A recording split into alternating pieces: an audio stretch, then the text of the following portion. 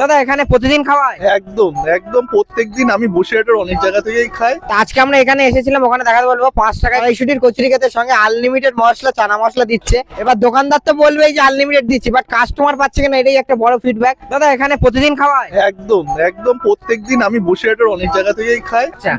এখানে one of my favourite বলতে গেলে।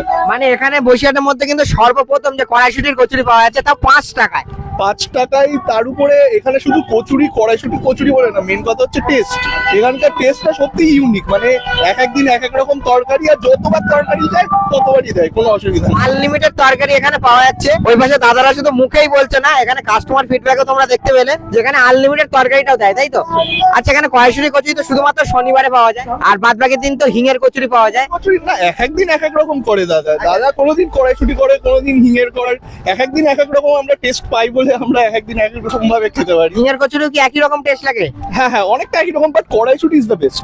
কড়াইশুটি বসিরহাটে সর্বপ্রথম এখানেই পাওয়া যাচ্ছে দাদা এখানে। অবভিয়াসলি তোমরা আসো এবং মাছবি কিন্তু খেয়ে বলো তোমাদের কেমন লেগেছে।